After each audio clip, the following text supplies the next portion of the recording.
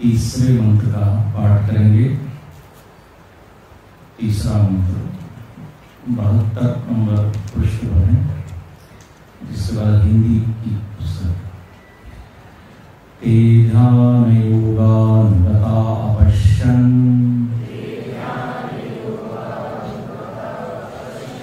देवात्मशक्तिं सगुणैर्निगूढाम् यत्कारणानि निखिलानि तानि कालात्मयुक्तान्यतिष्ठति कः।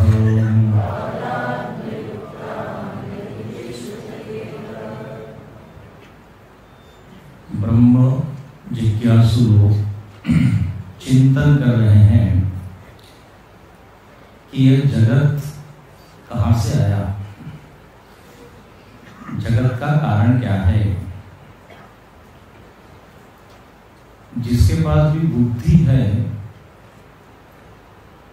और बुद्धि भी सक्रिय है, सात्विक है, तो उस बुद्धि में इस तरह के प्रश्न आने स्वाभाविक है।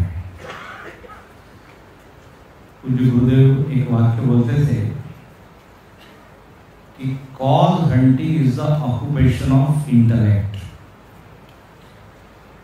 बुद्धि का काम क्या है, तो एक कारण की खोज करना। बुद्धि के सामने कोई भी वस्तु आती है, कोई भी परिस्थिति आती है, कोई भी घटना घटती है, तो तुरंत क्या आता है, ये घटना क्यों घटी, कैसे घटी है? कोई वस्तु भी आप देखें तो तुरंत आती है, किससे बनी हुई, तुरंत पूछते हैं। तो कारण की ओर जाना ये बुद्धि का स्वाभाविक लक्षण है, उसका स्वभाव ही है। और जितने ये वैज्ञानिक लोग हैं जिन्होंने खोजें की हैं, खोज कैसे की उन्होंने, तो कारण की ओर। यदि ऊपर से पेड़ पर से सेब गिरा तो न्यूटन के मन में प्रश्न है क्यों गिरा, इसका क्या कारण है। हम लोगों के मन में नहीं आता वो प्रश्न। सेब यदि गिरता अपने सामने तो हम लोगों की क्या प्रतिक्रिया, पहले कोई देखे उसके पहले उठा के खा लेगा। तो फर्क है ना न्यूटन की बुद्धि और हमारी बुद्धि में। तो कारण यहां पर भी जगत इतना विशाल जगत सम्मुख है, तो जो विचारक है उसके मन में एक सहज प्रश्न आता है कि कहां से आया हो, किसने बनाया है, कौन चित्रकार है। गाना नहीं, नीला नीला आसमान, कौन, कोई तो लिखे पेंटर, चित्रकार।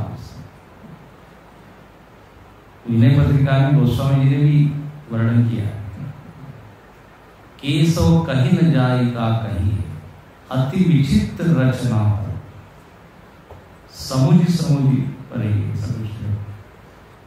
शून्य भित्ति पर चित्र रंगन। ये ऐसा जबरदस्त चित्र है, चित्रकार दिखता नहीं, कैनवास दिखता नहीं, लेकिन ये सब बना हुआ है।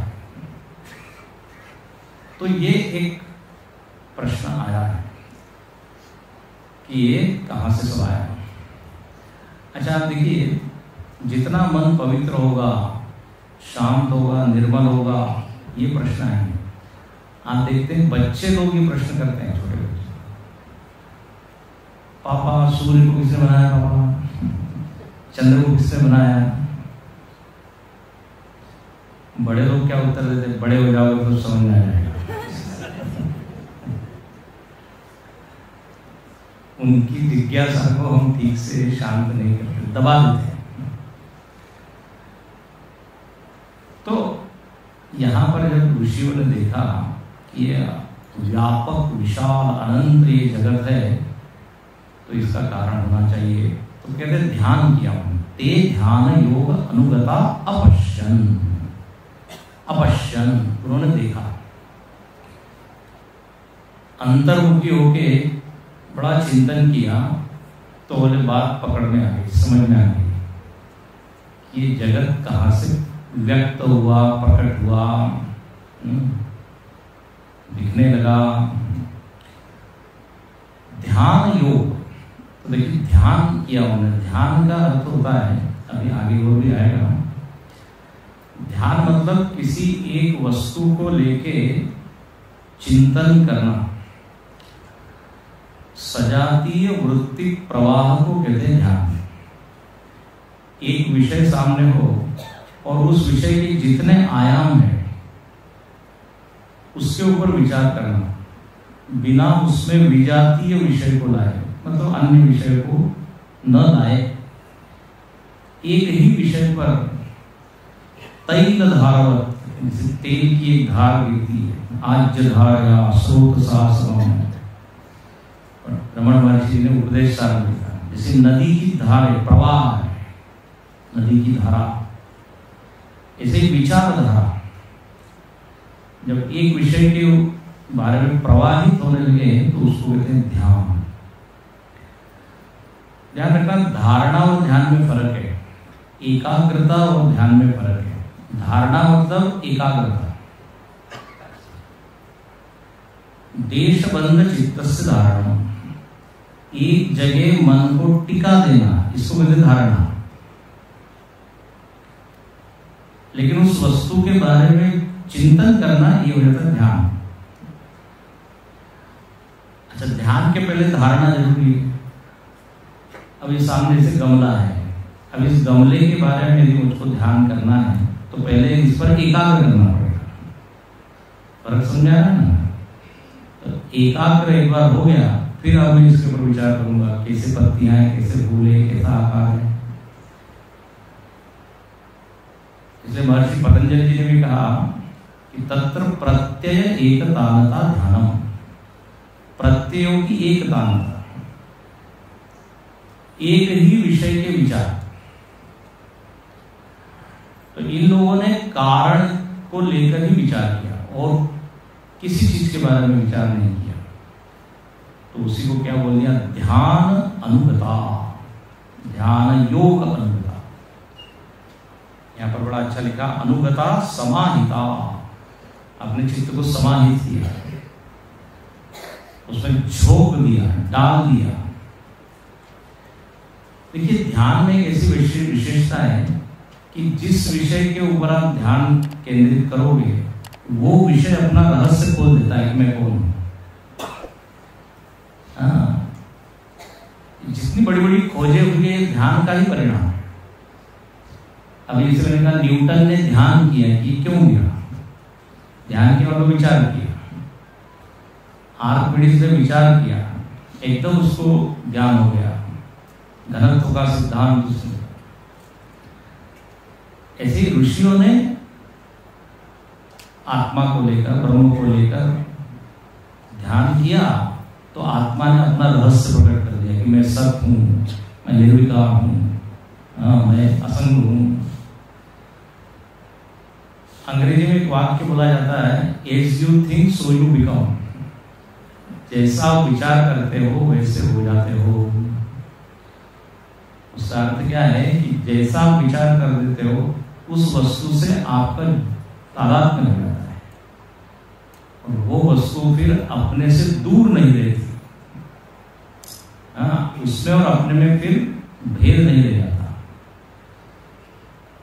तो यहां पर कारण इन्होंने खोज लिया ध्यान के बल से। अपश्यन, कारण देखा उन्होंने। अपश्यन का मतलब आंख से देखा ऐसा नहीं, पश्यति, देखना मतलब होता है समझना। मैंने देख लिया है, ऐसा हम बोलते ना कि मतलब मैं समझ गया। और अंग्रेजी में तो बिल्कुल ही बोलते हैं आई सी। वो व्यक्ति ऐसा, ओ आई सी। आई सी मतलब आंख से नहीं देखते, आई सी मतलब क्या, समझ गया। बोले तुम कहाँ काम करते हो, बोले ICICI बैंक में करते हैं। दूसरे ने कहा IC। तो सीइंग इज व्हाट, नोइंग। अपश्यन मतलब क्या, जाना। इसलिए आगे आएगा अधीम, अधीम धातु है, इसमें धातु नहीं है, ये क्रियापद नहीं आया, लेकिन आगे आया कि जाना। क्या जाना उन्होंने, बोले देवात्म शक्ति। जगत को बनाने वाली कोई चीज यदि है तो बोले एक शक्ति है, शक्ति उनको पकड़ में है, शक्ति है। शक्ति के बिना ये जगत प्रकट नहीं हो सकता, जगत बन नहीं सकता, निर्मिति कृति संभव नहीं। शक्ति है, और उस शक्ति के आगे एक और शब्द डाला है, देवात्म शक्ति। देवात्म शक्ति का अर्थ यह है कि ये शक्ति स्वतंत्र नहीं है। देवात्म तो भगवान के अधीन है, भगवान में वो छिपी हुई है, दिखती नहीं है लेकिन है उनमें। तो एक शक्ति ही कारण है। ये जो आप हजारों कारण गिना रहे थे, बोले वो नहीं, एक शक्ति है, और उस शक्ति में ये सामर्थ्य है कि इस अनंत ब्रह्मांड को प्रकट कर दे। अच्छा, इस शक्ति का नाम क्या है, तो यहां तो केवल शक्ति लिखा है, लेकिन आप सब लोग परिचित है उस शब्द से, बोलेंगे माया शक्ति। माया शक्ति, देखिए कोई भी चीज आपको बनानी है, बिगाड़नी है ना, निर्मिति के लिए, उत्पत्ति के लिए, लय के लिए शक्ति चाहिए। और शक्तियों के बहुत सारे प्रकार हैं, तो माया के अंतर्गत सारी शक्तियां आ जाती है। सबसे पहले तो ज्ञान शक्ति चाहिए। कोई भी आपको बनाना है कोई चीज तो ज्ञान चाहिए कि नहीं, ज्ञान एक शक्ति है। अच्छा, ज्ञान के बाद क्रिया शक्ति। केवल ज्ञान से कोई चीज बनती नहीं। मैं जानता हूं कि ये घर ऐसा बनाया जाता है, लेकिन उतने ज्ञान मात्र से वो प्रकट नहीं होगा जब तक आप क्रिया नहीं करोगे। क्रिया शक्ति। अच्छा, फिर ज्ञान है, लेकिन यदि इच्छा न हो तो आप क्रिया नहीं करेंगे। हाँ, ज्ञान भले ही, लेकिन आपको बनाने की इच्छा नहीं है तो क्यों क्रिया करें। तो बोले इसलिए एक और शक्ति होता है, इच्छा शक्ति। ज्ञान शक्ति, इच्छा शक्ति, क्रिया शक्ति, द्रव्य शक्ति, हर द्रव्य में एक शक्ति है। तो ये शक्ति ही सृष्टि के कारण के रूप में दिखाई देती है। ध्यान से सुनना, शुद्ध चैतन्य या शुद्ध ब्रह्म कुछ नहीं करता, न कुछ कर सकता है। चैतन्य में क्रिया नहीं है, चैतन्य शक्ति का नाम नहीं है।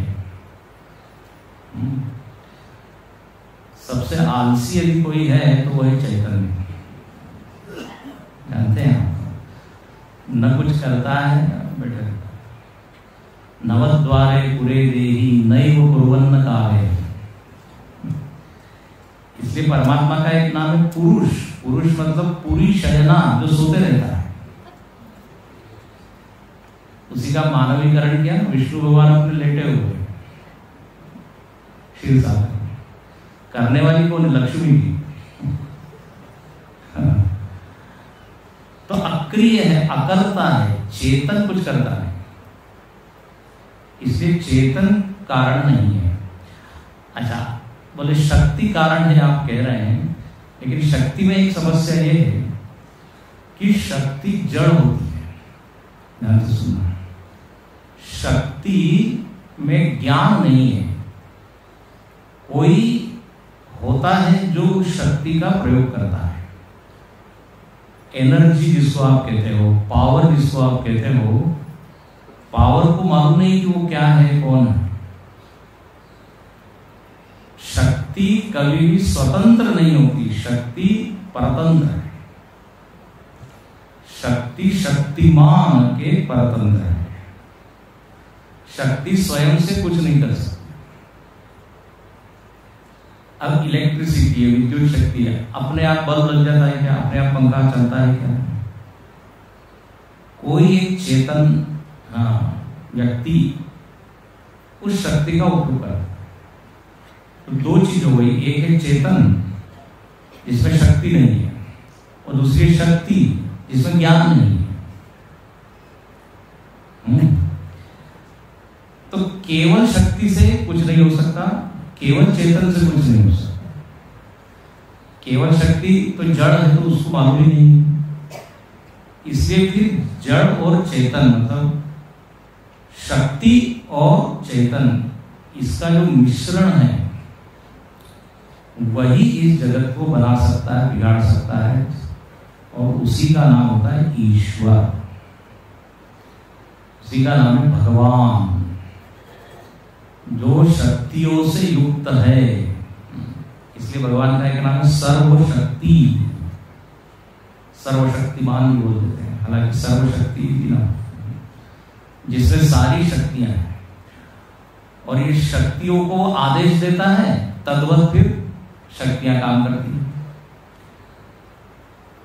गोस्वामी तुलसीदास जी ने रामायण में वर्णन किया, जब लक्ष्मण जी ने प्रश्न पूछा कि माया किसको कहते हैं। 5 प्रश्न पूछे, आपको याद होगा राम गीता में। माया क्या है, ब्रह्म क्या, वैराग्य किसको कहते हैं, ईश्वर और जीव में फर्क क्या है, अंतर क्या है। तो वह माया की परिभाषा दी कि एक रचई जग गुण बस जाके, प्रभु प्रेरित नहीं निज बल ताके। बोले जो जगत को बनाती है लेकिन स्वयं नहीं, प्रभु प्रेरित, जब तक भगवान के द्वारा वो प्रेरित न हो वो काम नहीं करती। अब जैसे अपने में शक्तियां हैं, बोलने की शक्ति, देखने की शक्ति। बोलने की शक्ति कब काम करेगी? जब मैं वाणी को आदेश दूंगा, हाँ बोलो। नेत्र को आदेश दूंगा तो नेत्र खुलेंगे।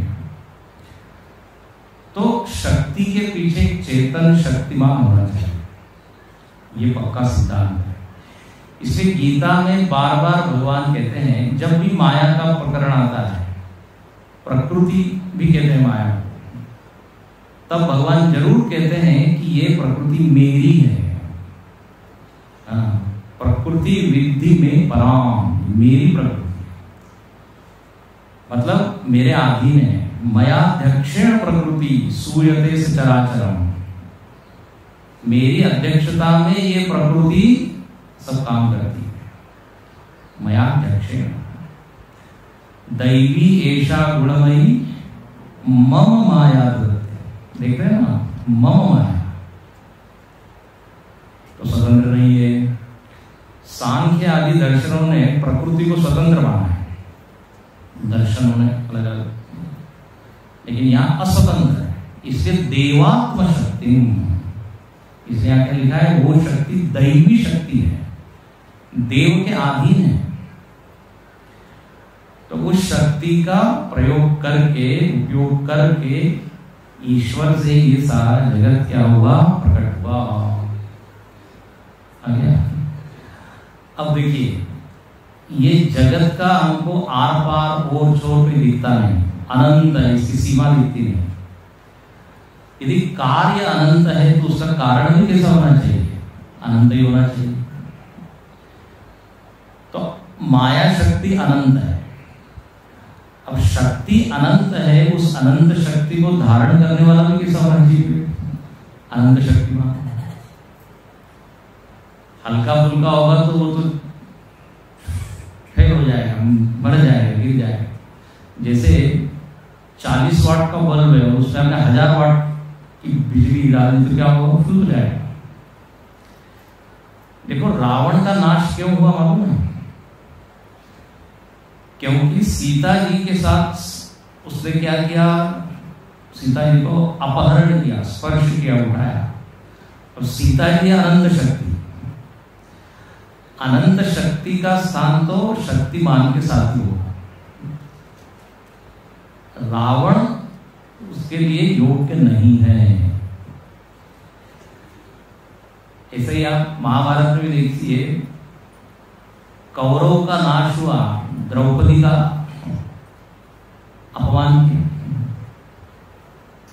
तो उसको संभालने की योग्यता जिसमें है वो उसको संभाले, तब तो फिर सब ठीक है। तो अनंत शक्ति जो है, उसको देवात्म शक्ति कहा है, बोले यही कारण के रूप में।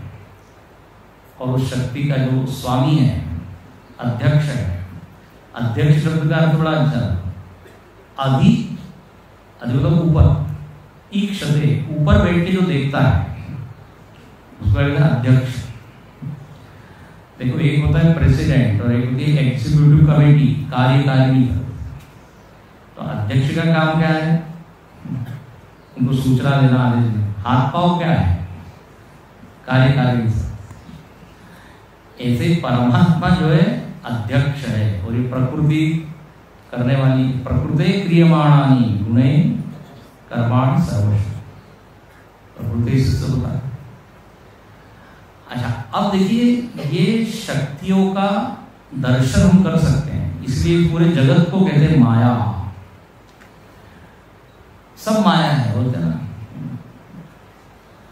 गो गोचर जहां लगी मन जाई, सो सब माया जाने हुआ। बोले जहां जहां तक इंद्रियां जाती है, इंद्रियों और इंद्रियों के विषय सब माया है। गो गोचर, इंद्रियों को कहते हैं गो। क्यों कहते हैं उनको गो, बिकॉज दे गो, क्योंकि वो सारी इंद्रियां जाती है विषयों। तो इंद्रिय और इंद्रिय के विषय सब माया है। अच्छा, इन विषयों में शक्ति है, इंद्रियों में शक्ति है। अब हम लोगों के पास भगवान ने मानो कि एक एक शक्ति का पैकेट दिया हुआ है। समष्टि शक्ति का नाम माया है, लेकिन व्यष्टि के पास जो शक्ति है वो कैसी, थोड़ी थोड़ी है। हम ज्यादा खा नहीं सकते, अच्छा बहुत बढ़िया है, ज्यादा भाग नहीं सकते, थोड़ी देर के बाद अपने पास जो शक्ति उसकी सीमा है, असीमित नहीं है। तो क्या ज्यादा चल नहीं सकते, ज्यादा पढ़ नहीं सकते। मजाक में मैं हमेशा कहता हूँ, पहले हमने एक जगह कहा कि हम 1 घंटे से ज्यादा बोल नहीं सकते। लोगों ने कहा हम भी 1 घंटे से ज्यादा बिल्कुल सुन नहीं सकते। इंतजार करते हैं पूर्ण कब होगा। तो सही है, क्षमता बोल नहीं सकते, हम सुन भी नहीं सकते, लेकिन भगवान के पास जो सब आनंद है, हर चीज अनंत। तो उस अनंत शक्ति के द्वारा सृष्टि। अच्छा, यहाँ लिखते हैं कि स्वगुणैर निगूढ़ाम, ये जो माया शक्ति है ये हमको दिखती नहीं क्योंकि वो छिपी हुई।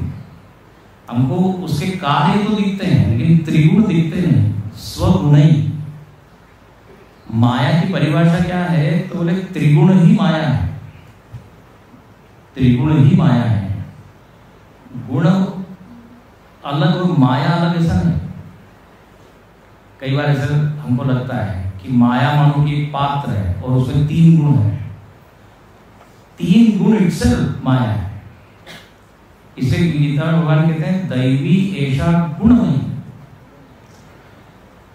त्रिगुणों से माया को आप अलग कर दोगे तो माया बचेगी ही। तो त्रिगुणात्मिका, जिसकी आत्मा ही त्रिगुण है, वो है माया। और ये 3 गुण आप जानते हैं, सत्व गुण, रजोगुण, तमोगुण।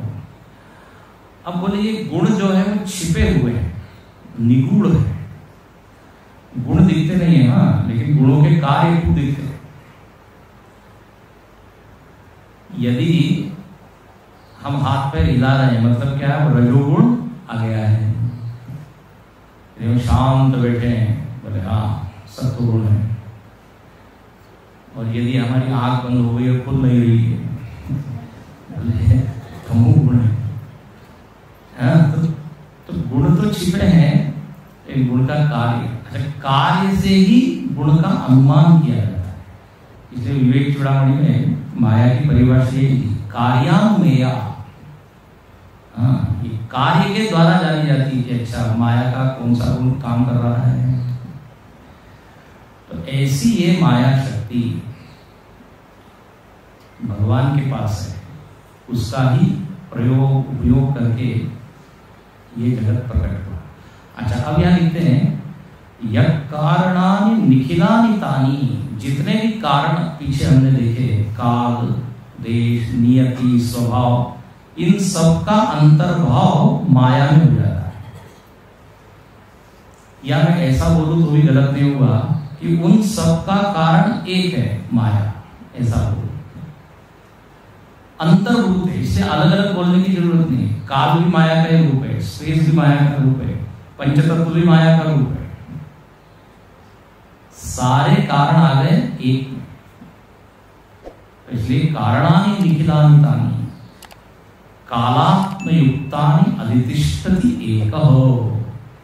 बोले इस माया शक्ति का एक ही अधिष्ठान ईश्वर, सारे कारणों का ये आधार है। बस बोले इसी को आप जान लीजिए जगत के मूल में। ठीक है, तो यहां पर उस प्रश्न का तो उत्तर हो गया जिस प्रश्न को लेके चर्चा हो रही थी। अब आगे थोड़ा रोचक भी है लेकिन थोड़ा कठिन भी है। 2 मंत्र बोले माया के द्वारा ये जगत की निर्मिति हो गई। और माया जब हम कहते हैं तो स्वतंत्र मानिए, माया के साथ कौन जुड़ा हुआ है? ईश्वर, क्योंकि स्वतंत्र तो कुछ हो नहीं सकता।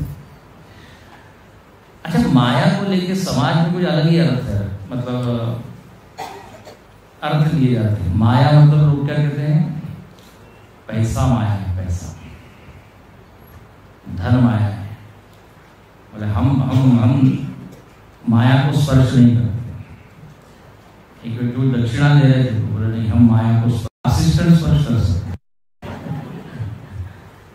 उनको दे सकते।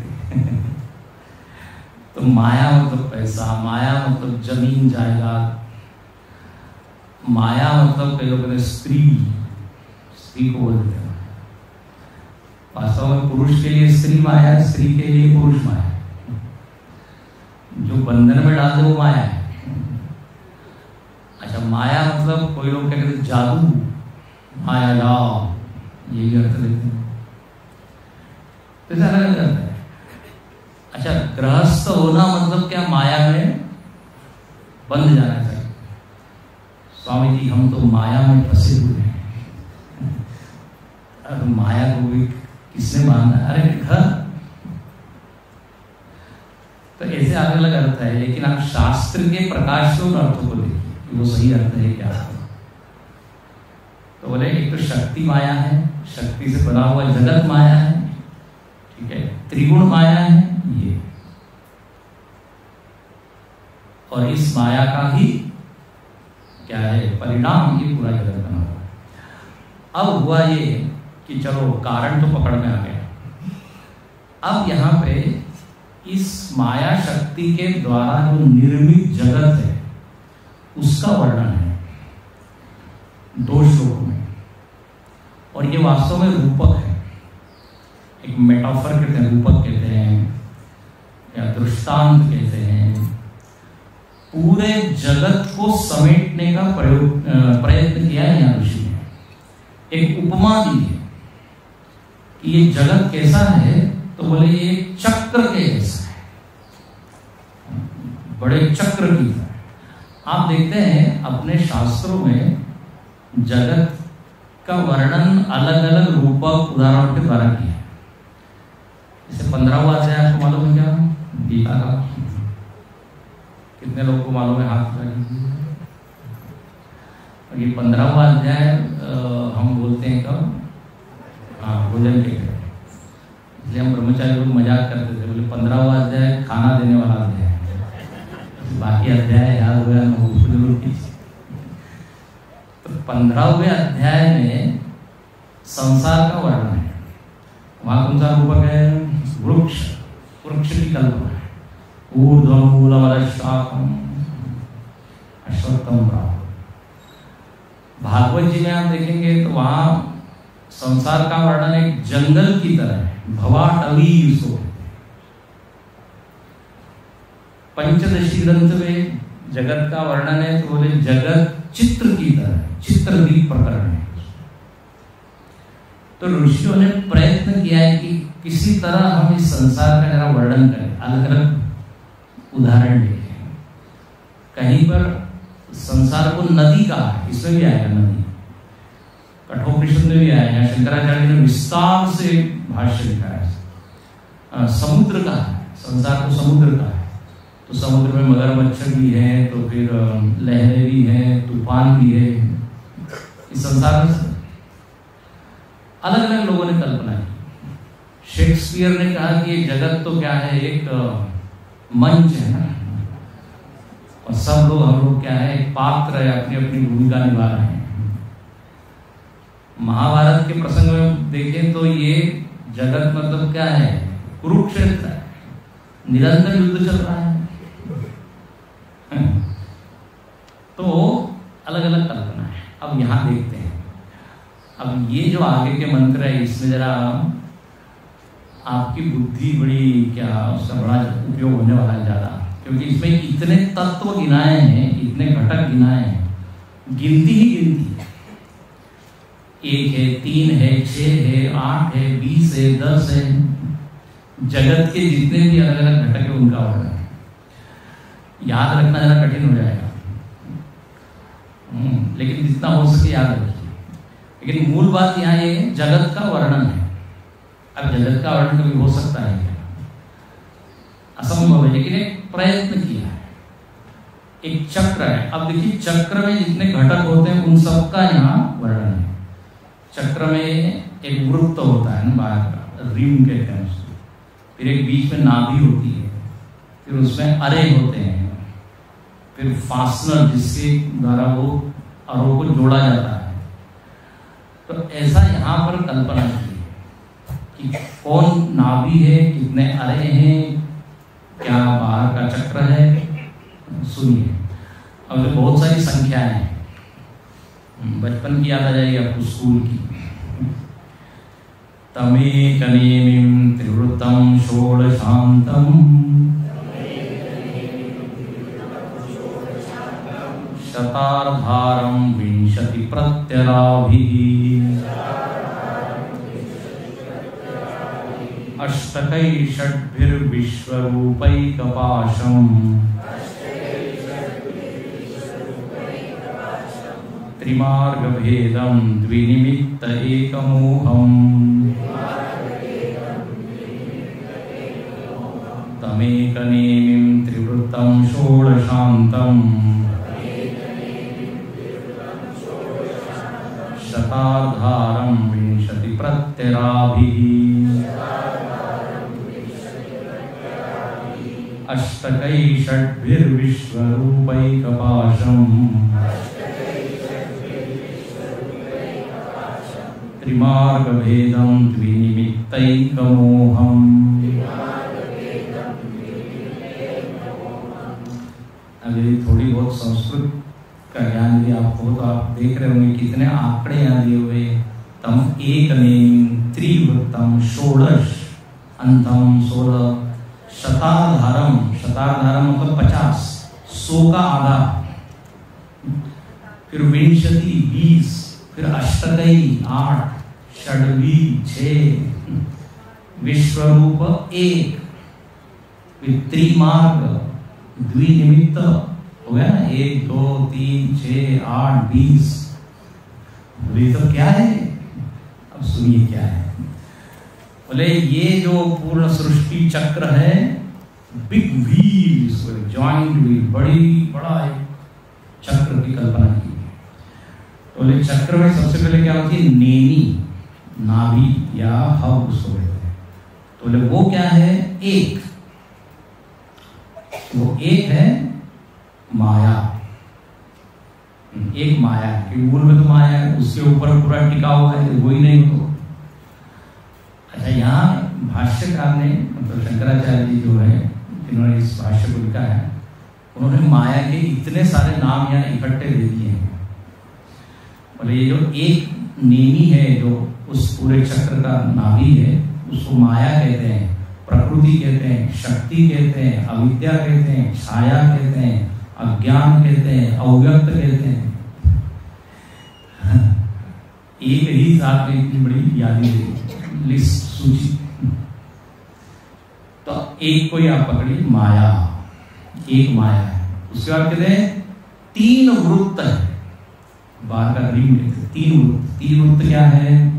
तो सत्वगुण, रजोगुण, तमोगुण, ये 3 वृत्त है। तीनों ने हम लोगों को घेरा हुआ है। तीनों में हम लोग क्या है? फंसे हुए। कभी सत्वगुण आता है, कभी रजोगुण, कभी तमोगुण। अच्छा, ये गुण ऐसे हैं, बता के नहीं आते, कभी भी आ जाता है। अच्छे भले हम ध्यान लगा हुआ है तो एकदम तमोगुण आ जाता है, कभी एकदम कुछ विचार आ जाता है तो इतना मन राजसिक हो जाता है कि बैठ नहीं पाता। 14वें अध्याय में भगवान ने बताया है कि ये त्रिगुण ऐसे हैं कि हमेशा एक जैसे नहीं रहते। ये भी चक्र की तरह आते हैं, थोड़ी देर काम करते हैं, फिर रजोगुण उसको पुश करता है, धक्का देता है, बोले अब मेरा नंबर है, रजोगुण काम करता है, फिर तमोगुण कहता है अब मेरी बारी है। जैसे एक ही कुर्सी पर अलग अलग सरकार आती है, ऐसे ही 14वें अध्याय में बताया है कि एक एक गुण प्रधान हो जाता है। जब सत्व गुण प्रधान होता है तो क्या होता है? रजोगुण प्रधान होता है तो क्या होता है? तो बोले ये 3 इस चक्र के वृत्त है, सर्कल, रिंग, तो त्रिवृत्त। फिर 16 अंत। 16 अंत मतलब वो, अभी देखिए ये रूपक ऐसा है, पूरी तरह आप इसको समझ नहीं सकते। यहाँ केवल दिखाने की बात ये की जा रही है कि जगत में इतनी चीजें हैं, ये यहाँ पे मुख्य बात है। 16 चीजें हैं। अब उसको एक उपमा दे दी, अंत। तो अंत क्या है? तो वो जो क्या अरे उनको बांधने के लिए जहां का अंत हो रहा है वो है 16। और ये कौन से 16 है? तो कहा कि पंचभूतानि एकादश इंद्रियाणि अंतः अवसानम।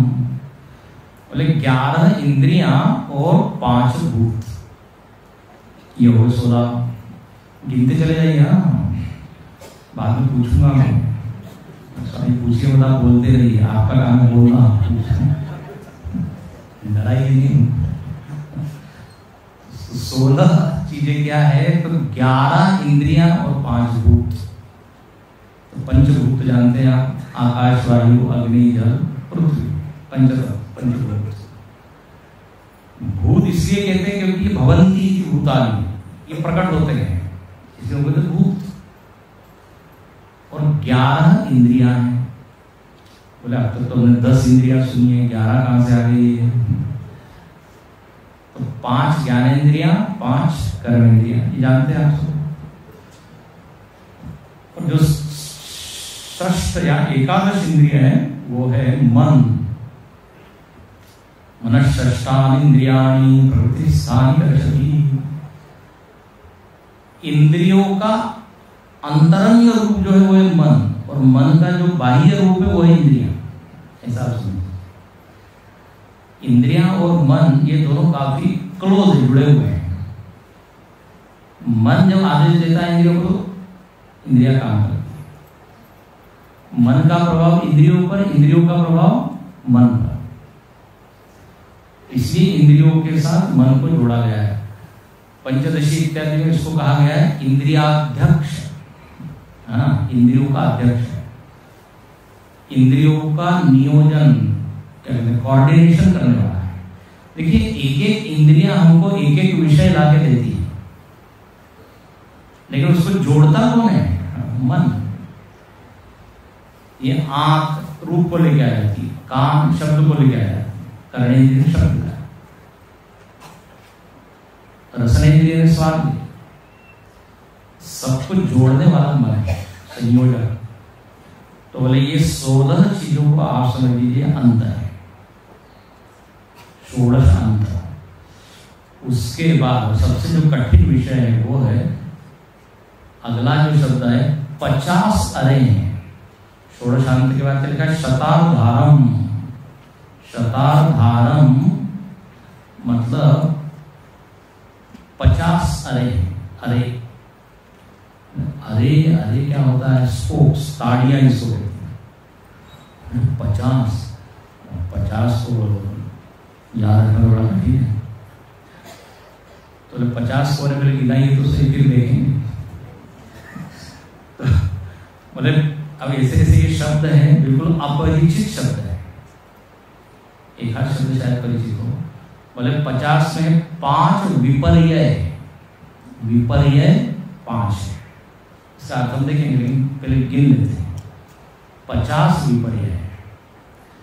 उसके बाद 28 अशक्ति, 28 अशक्ति, शक्ति का उल्टा। आपके इस भाष्य में पेज नंबर 85 में देखिए 85। अशक्ति कितनी? 28। तो 28 और 5 कितने हो गए? 33। उसके बाद कहते हैं 9 तुष्टि। 9 जो चीज है क्या है? तुष्टि 9 प्रकार की। तुष्टि संतुष्टि तो मालूम है ना, उसी को समझ लीजिए। तुष्टि सरल 9 प्रकार की तुष्टि, संतोष। देखेंगे वो क्या है 9। तो 33 और 9 कितने हो गए? मेरा जरा गणित कमजोर है, इससे 42। और फिर अष्ट सिद्धि, सिद्धियां 8 है। हाँ बोले ये शायद हमने सुना हुआ है, हनुमान चालीसा बोलते हैं तो अष्ट सिद्धि नवनिधि के दाता, तो 8 सिद्धियां हैं। तो ये कितने हो गए? 50। अब ये 50 चीजें भी इस जगत में देखी जाती है, ये यहाँ पे समझना है। अब उसको उपमा क्या दे दी? ताड़ियां, अरे। अब ये बोले क्या है ये? 5 विपर्य आपने बोला। विपर्य का देखिए सीधा अर्थ होता है विपरीत ज्ञान। विपरीत आप वेदांत में तो हम पढ़ते हैं संशय विपर्य रहित ज्ञान। विपर्य मतलब उल्टा। तो 5 प्रकार से क्या होता है? हमको उल्टा ज्ञान होता है। अब उसके भी यहाँ नाम दिए हुए हैं, तो गिना देता हूँ, उसके विस्तार में हम नहीं जाते हैं। बोले वो 5 प्रकार के जो है वो है विपर्य। तम, पहले का नाम है तम। तम मतलब अंधकार होता है ना, तम मोह महामोह तमिश्र अंधतमिश्र, ये 5 विपर्य है। अब सरल अर्थ यहाँ पर ये समझिए कि ये अज्ञान के ही रूप है, अंधकार के रूप है, अविचार के रूप है। ये विपर्य तो उल्टा। जैसे देखिए रस्सी को यदि आपने सर्प जाना तो क्या हो गया, विपर्य हो गया। रस्सी को रस्सी ना जाना, जो चीज जैसी है उसको वैसा न जान के उल्टा मानना, गलत मानना, ये विपर्य है। तो जगत में होते रहता है। लोग बोलते अरे मैंने गलत समझा, आपको क्षमा कीजिए। आई विल रियलाइज, बोले आप मुझे समझ में आया आप उतने बुरे नहीं हैं। तो जब तक ज्ञान नहीं था विपर्य। तो विपर्य के 5 प्रकार हैं। उसके बाद क्या गिनाए थे हमने? 28 अशक्ति। अब बोले 28 अशक्ति क्या है? तो शक्ति जो है ना उसके उल्टा कर दीजिए। यहाँ अशक्ति के 28 भेद बताए, जैसे मूकत्व, बधिरत्व, अंधत्व आदि 11 बाह्य अशक्ति। अभी हमने 11 इंद्रियां आपको बताई, और 11 इंद्रियों में 11 प्रकार की शक्ति है। देखने की शक्ति, सुनने की शक्ति। इन शक्ति का अभाव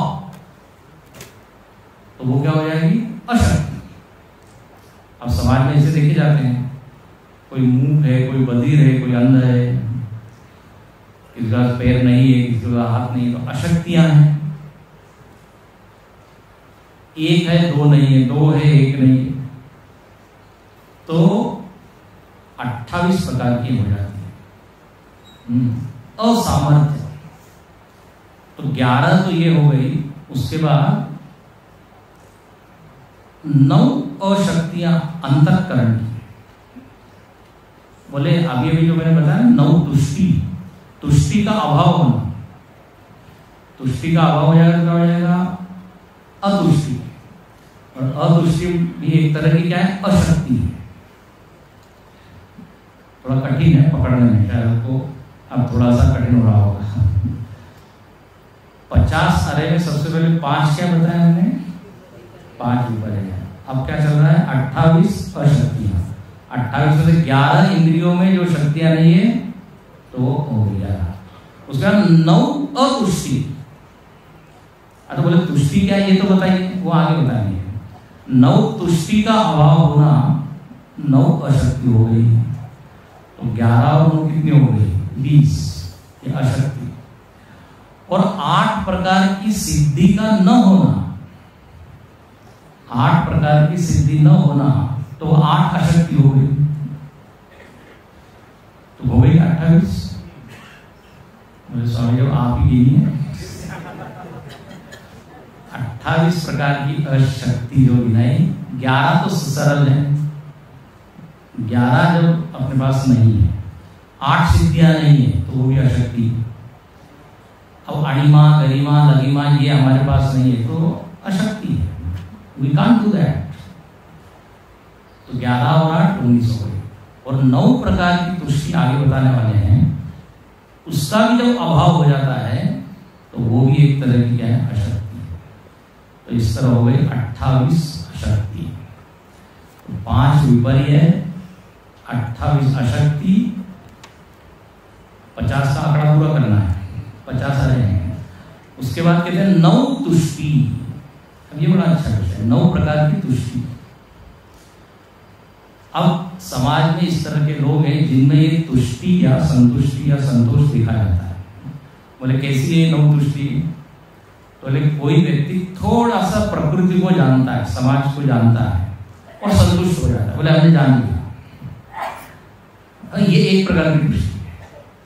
थोड़ा सा जान लेना और उसी में क्या कर लेना? संतोष मान लेना, ये तुष्टि।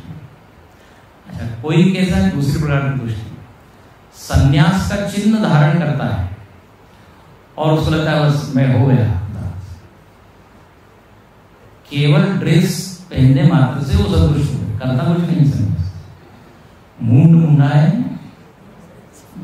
भय संन्यास है ना, क्या है? नारी मुई गृह संपत्ति नासी मून मुनाए भय से। बोले अब घर में पत्नी नहीं रही और पैसा ऐसा भी खत्म हो गया, बोले कहाँ चला जाए, हरिद्वार चलते हैं। मुंडन करा लिया, गेरुआ कलर लाया, उसने कपड़े को भिगाया, पहन दिया। अब कौन हो गए, बोले स्वामी अज्ञानानंद उसका नाम थी। केवल वेश मात्र से उसको लगता है हम बन गए, मुंडन करने मात्र से, ऐसा नहीं। तो लोग ऐसे अहम कृतार्थ अधुना, अब में हो गए संतोष हो गया, ये एक प्रकार की संतुष्टि। कोई है कि तीसरी प्रकार की तुष्टि, थोड़ा सा जानता है और वो क्या सोचता है कि आगे चलते चलते धीरे धीरे हम जान ही लेंगे, काल के चलते हमको ज्ञान हो जाएगा, ऐसा मान के वो ज्यादा कुछ ज्ञान ग्रहण नहीं करता। उसको क्या कहते हैं, ये तीसरी प्रकार की तुष्टि। अच्छा, कोई क्या कहता है कि सब चीज तो भाग्य के ऊपर निर्भर है, भाग्य होगा तो। अब हम जब कहते हैं लोगों को कि शिविर में आइए, बोले मेरे भाग्य में हुआ तो आएंगे, ये बहुत बढ़िया बहाना है। नहीं, आप ही कहते हैं भगवान की कृपा के बिना सत्संग नहीं मिलता, तो मैं इंतजार कर रहा हूं जब कृपा हो। ये वास्तव में अपना आलस्य होता है, उसको हम कृपा लगा देते हैं। तो क्या है, भाग्य पर छोड़, होगा भगवान तो देगा खटिया पर, ऐसा करके कुछ करता नहीं है तो वो संतुष्ट है एक प्रकार, ये तुष्टि। और कोई जो है ये मानकर विषयों का उपार्जन नहीं करता, बोले ये असंभव है कि हम पूरी दुनिया का पैसा इकट्ठा कर ले, पूरे विषयों को प्राप्त कर ले, ये हो नहीं सकता। तो जितना है मेरे पास उतने में, ये भी एक प्रकार की क्या है, तुष्टि। कहते हैं साधु इतना दीजिए धामी कुटुंब समाए, मैं भी भूखा ना रहूं साधु न भूखा, ये एक संतोष। इस तरह के यहाँ पर 9 प्रकार की तुष्टियां बताई। कोई जो है कहता है कि देखो ज्यादा धन इत्यादि उपार्जन तो कर लेंगे, लेकिन उसको संभालना बड़ा कठिन हो जाएगा, इसलिए हम उतना ही कमाते हैं जितना हम संभाल पाए, तो इतना कह के क्या है संतुष्ट रहते हैं। कोई कहता है विषयों को आप कितना भी भोग लीजिए, आपकी इच्छा कभी पूरी होने वाली नहीं है। अग्नि में ईंधन डाल के आप चाहे कि वो शांत हो जाए, होने वाली नहीं। तो ऐसा मान के वो विषयों को छोड़ देता है, ये एक संतुष्टि है। इस प्रकार से यहाँ पर ये सारी 9 प्रकार की तुष्टि। अब इसे हम अपनी ओर को जोड़ सकते हैं। कोई लोग जो है सत्संग के मामले में एकदम संतुष्ट होते हैं, बोले वर्ष में हम 1 घंटे का सत्संग कर लेते हैं, उसमें हमको संतोष मिलता है। साल भर में कितना 1 घंटा। अरे भाई यहाँ पे संतोष नहीं होना है, यहाँ पे लोभी होना है। जहां लोभी होना वहां बड़े संतुष्ट बने फिर रहे हैं। काम ही प्यारी नारी जिमी, लोभ ही प्रिय जिमी दाम, तिमी रघुनाथ निरंतर प्रिय लागो मिला। बोले ऐसा लोभी व्यक्ति धन के पीछे भागता है, ऐसे ही मैं आपके पीछे भागूं। जैसे उसको धन प्रिय है, वो संतुष्ट कभी नहीं होगा, और चाहिए और चाहिए। लेकिन जो सत्संगी जो भक्त है, तो सत्संग का हो, तो यहाँ संतुष्ट मत हो। तो ये हो गई 9 प्रकार की तुष्टि। इसके बाद क्या कहते हैं, अष्ट सिद्धि। अष्ट सिद्धि, अष्ट सिद्धि 50 हो गए क्या, 5 विपर्य, 28 अशक्ति, 9 तुष्टि और सिद्धि कितनी 8। तो अष्ट सिद्धि, अष्ट सिद्धियां वो तो जानते हैं, अणिमा गरिमा, छोटा हो जाना, बड़ा हो जाना, हल्का हो जाना, भारी हो जाना। अब देखिए ये सब सिद्धियां हम लोगों के पास तो है नहीं, इसलिए बड़ा कठिन होता है। मतलब वजन कमी नहीं हो रहा है, सिद्धि होती तो फट से कम कर देते हैं। हनुमान जी के पास तो सिद्धियां हैं, भीम रूप धरि असुर सहाय और मस्त समान रूप हो। मच्छर के इतने हो जाते हैं। और कनक भूधराकार शरीरा भयो पर्वता का, छोटा होना बड़ा होना। देखिए इसका आध्यात्मिक अर्थ क्या है, हमको व्यवहार में कभी छोटा बनना पड़ता है, कभी बड़ा बनना पड़ता है, ये है। हाँ, जब काफी संकट हो तो हमको बड़ा बनना पड़ता है। सब ठीक चल रहा है, ठीक है, हर जगह बड़ा बनने की जरूरत नहीं है। सुरसा के सामने जब हनुमान जी गए हैं तो देखा कि यहाँ बड़ा बनने से काम नहीं हुआ, छोटे बनने से काम बनेगा। तो छोटा बन के वो सुरसा के मुख में से निकल के आ, और वो क्या कहते हैं सुरसा को, तुम कह रहे थे ना कि खाऊंगी खाऊंगी, मेरे मुख में आओ, मुख में आओ। मैं तो आया था मुख में, तुमने खाया नहीं, मैं क्या करूं? क्योंकि इतना विशाल मुख उसने किया था, उसको बंद करते करते जितना समय लगा उतने एक राउंड लगा के आ गया, चक्कर लगा। तो ये छोटा बुद्धि का उपयोग करके कहाँ हल्का होना, कहाँ भारी होना, शरीर का तो है, वो तो है, लेकिन अपने जीवन में सिद्धियों का क्या रूप है? ये अष्ट सिद्धि। अच्छा, यहां पर इस भाष्य में दूसरी प्रकार की 8 सिद्धियां बताई। हाँ, वो अलग है, उसको गिना देते हैं। बोले 3 ऊह, शब्द, अध्ययन, ये सब नाम की सिद्धियां हैं। ऊह मतलब क्या? तो बोले जन्म जन्मांतर के संस्कारों के द्वारा पिछला सब ज्ञात हो जाना, ये एक सिद्धियां हैं। किसी के मन की बात को जान लेना, ये सिद्धियां हैं। तो ये अलग अलग सिद्धियां यहाँ पे दी है, आदि दैविक, आदि भौतिक। श्रवण मात्र से ज्ञान हो जाना, ये भी सिद्धि है, उसको अध्ययन सिद्धि का। पठन मात्र से, जैसे स्वामी विवेकानंद जी एक बार पढ़ लेते थे याद रहता था। उनकी बुद्धि कैसे थी? तो कहते हैं वो, अंग्रेजी में शब्द है फोटोग्राफिक मेमोरी, हिंदी में क्या शब्द होगा? चित्रात्मक। मतलब जैसे आप फोटो खींचते हैं तो वो एकदम अंकित हो जाता है रीड के ऊपर। अब आजकल तो सब मोबाइल में गड़बड़ कर दिया, नहीं तो पहले हार्ड कॉपी हम रखते थे ना फोटो, तो वो फोटो को डेवलप करना पड़ता है, उसको उसमें डालते हैं अंधेरे में, फिर वो फोटो दिखता है। तो जो उसमें शूट किया गया वो पूरा चित्र उसमें आ गया।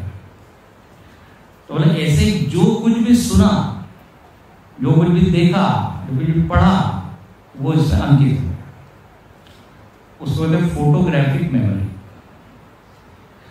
एक व्यक्ति ने कहा कि मेरे पास फोटोग्राफिक मेमोरी है, लेकिन अभी मैंने डेवलप नहीं किया उसको। फोटो डेवलप करना पड़ता है तो बचता है। तो ये भी एक प्रकार की सिद्धि है। अच्छा, इसमें मजेदार बात है, हम लोग को थोड़ी थोड़ी मात्रा में सिद्धि है, कुछ कुछ चीजें हम बहुत याद रखते हैं, हम भूलते नहीं हैं। जो चीज याद रखने लायक है वो भूल जाते। 5 साल पहले आपने कहा था मैं मूर्ख हूं, याद है आज तक। अब ऐसी व्यर्थ की चीजें, उसको याद है हम स्टेशन पर चाय पी रहे थे, आपने अपमान किया था, कुछ कुछ चीजें। लेकिन सत्संग में क्या सुना, बोले आप वो तो स्वामी से पूछिए। तो ये सिद्धि को बढ़ाना चाहिए। श्रवण मात्र ज्ञानम भव। जैसे नचिकेता का उदाहरण है, नचिकेता ने यमराज जी का उपदेश सुना, कठोपनिषद में आता है, और जस का तस दोहरा दिया, जैसा के तैसा। और गुरुदेव तो बड़ा मजाक करते थे, बोले जहां पर यमराज जी ने थोड़ा पॉज लिया, थोड़ी देर रुके, नचिकेता भी हुआ। और जहां पे यमराज को थोड़ी खांसी आई थी, वो खांस को यहाँ पे आपने बताइए, इतना इसलिए यमराज क्या कहते हैं नचिकेता को, मैं भगवान से प्रार्थना करता हूं तुम्हारे जैसे शिष्य मुझको मिले। हर गुरु ऐसे चाहता है। तो ये अष्ट सिद्धियां, तो इस तरह ये 50 क्या हो गए, अरे हो गए। उसके बाद कहते हैं 20 प्रत्यरोह, वो भी एक तरह से उस चक्र का एक भाग है 20। अब वो 20 क्या है? तो 5 ज्ञानेंद्रिया, 5 कर्मेंद्रिया, फिर 5 ज्ञानेंद्रियों के 5 विषय, शब्द स्पर्श रूप रस गंध आदि, और 5 कर्मेंद्रियों के 5 काम, ये 20 है। तो 5 ज्ञानेंद्रिया, 5 कर्मेंद्रिया, ज्ञानेंद्रियों से संबंधित 5 विषय, कितने हो गए? 15। और कर्मेंद्रियों के 5 कर्म, कर्मेंद्रियों के 5 काम है। कौन कौन सी कर्मेंद्रिया है? वाक, पाणी, पाद, वायु, वस। वागेंद्रिय ये कर्मेंद्रिय है, इसका काम क्या है? बोलना। हस्तेंद्रिय पकड़ना, पादेंद्रिय चलना, जननेंद्रिय मूत्र विसर्जन, और बुधा 5वीं मलत्याग। तो ये 5 प्रकार के कर्म इन 5 कर्मेंद्रियों के। तो इस तरह से क्या होगा? 20। कहना ये चाह रहे हैं कि ये सब जगत की चीज है। देखो मजेदार बात है, बोले जगत की कहा, ये तो हमारी बातें कर रहे हैं। 5 इंद्रियां, 5 ज्ञानेंद्रिया, कर्मेंद्रिया, ये जगत है कि हम है? प्रश्न है ना। हमको जगत क्या लगता है? इस शरीर के बाहर जो है वो है जगत। बोले नो, कर्मेंद्रिया, ज्ञानेंद्रिया, अंतःकरण, बुद्धि, प्राण, ये सब जगत की ही प्रॉपर्टी है। वो आत्मा को छोड़ के, इसको याद रखिए, गांठ बांध लीजिए, आत्मा को छोड़ के जो कुछ भी वो जगत है। चेतन के अलावा त्रिगुणों से निर्मित ये जगत, त्रिगुणों से बने हुए पंचकर्मेंद्रिया, ज्ञानेंद्रिया, अंतःकरण, सब जगत का वर्णन हो रहा है ना। जगत में ये 20 क्या हो गए? उसको प्रत्यय कहा है, जिसके द्वारा उस आरोप को क्या है? बांधा जाता है। इस तरह ये कितने हो गए? 20 प्रत्यय। अब आगे भी है अष्टकई षड्भी। 6 जो है, षड्भी मतलब 6, और अष्टक मतलब 8। 8 के 6 सेट है। स्वामी अब आप समझ में से हो गया है। कितनी गिनती कराएंगे आप? हम नहीं करा रहे, ऋषि नहीं करा। 8 के 6 सेट है। अब वो क्या है? समाचार में, ठीक है। इसको आप फिर से पढ़िए, तब आपके बुद्धि में सब रजिस्टर होगा। एक बार में ये पकड़ में नहीं आएगा, लेकिन स्वाद देना चाहिए। कोई भी चीज पहली बार थोड़ी कठिन नहीं होती। 2 आपको पता है, हमने भी मालूम नहीं कितनी बार उसको पढ़ा है, तब जाके क्लियर हुआ। क्योंकि गिनतियां हैं बहुत सारी। तो 1 माया है, 3 वृत्त है, 16 अंत है, और 50 अरे हैं। 50 में 5 विपर्य है, 28 अशक्ति, 9 तुष्टि, 8 सिद्धि। करेक्ट? पास हो गए? तो ये सब कहने का अर्थ ये है कि इस जगत में अनंत प्रकार की चीजें, गिनते रहिए आप। यहाँ से एक प्रकार से गिना है, आप अपनी गिनती कर सकते हैं। ऐसा एक व्यापक जगत है। ये 2 मंत्र थोड़े से डिफिकल्ट है, मतलब पकड़ने, उसके बाद आसान है।